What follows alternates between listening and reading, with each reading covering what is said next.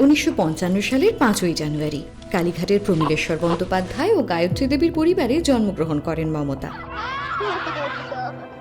ভাই বোনেদের সাথে খেলতে খেলতেই আনন্দময় পরিবেশে বড় হওয়া।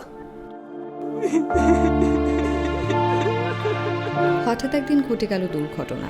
যে বাবা ছিলেন আদর্শ, ছোটবেলাতেই তাকে হারালেন তিনি। সেই শুরু সংগ্রামী জীবনের। কখনো সকালবেলা দুধ বিক্রি করে, কখনো টিউশন পড়িয়ে সংসারের হাল ধরলেন তিনি।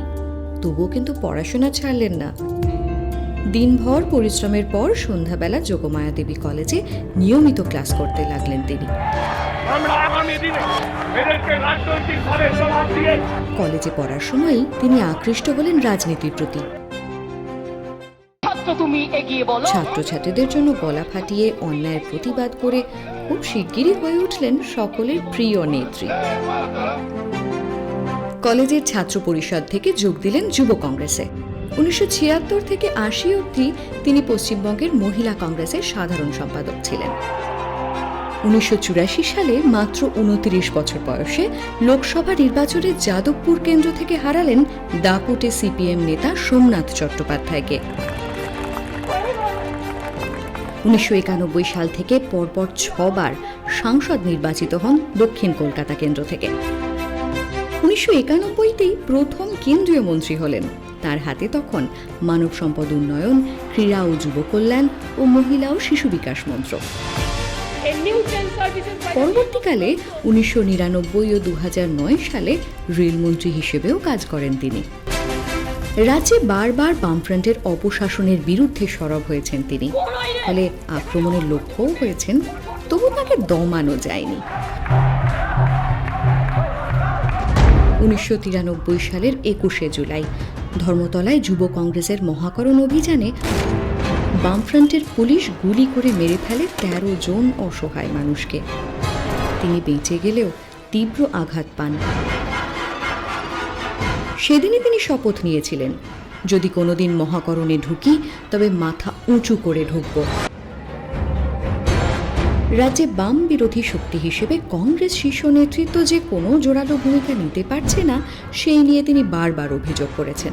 অবশেষে বিরক্ত হয়ে কংগ্রেস ছেড়ে বেরিয়ে এলেন।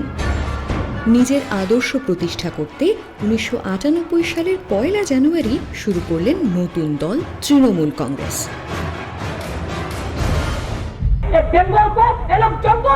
সিঙ্গুরার নন্দীগ্রামে শিল্পায়নের অছিলায় বামফ্রন্ট সরকার যখন অন্যায়ভাবে কৃষকদের জমি ছিনিয়ে নিতে লাগলো, মানুষ মারতে লাগলো, তিনি তখন কৃষকদের সমর্থনে অনশনে বসলেন। বামফ্রন্টের অত্যাচারের বিরুদ্ধে প্রতিবাদের একমাত্র মুখ হয়ে উঠলেন মমতা বন্দ্যোপাধ্যায়।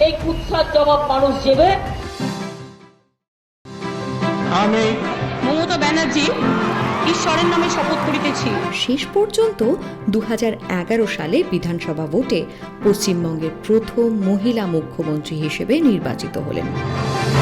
এই জয় গণতন্ত্রের জয়, এই জয় মা মাটি মানুষের জয়। চটি পরিহিত মাটির মানুষ মমতাকে একদিন মহাকরণ থেকে অপমান করে বের করে দেওয়া হয়েছিল। সেই চটি জোড়াই মহাকরণের সিঁড়ি পেরিয়ে উঠল সসম্মানে। তিনি ক্ষমতায় আসার পরেই শান্ত হলো জঙ্গলমহল, হেসে উঠল পাহাড়। সাধারণ মানুষের জন্য চালু করলেন স্বাস্থ্যসাথী, কন্যাশ্রী, সবুজ সাথী, শিক্ষাশ্রী, কৃষক বন্ধুর মতো উপকারী প্রকল্প।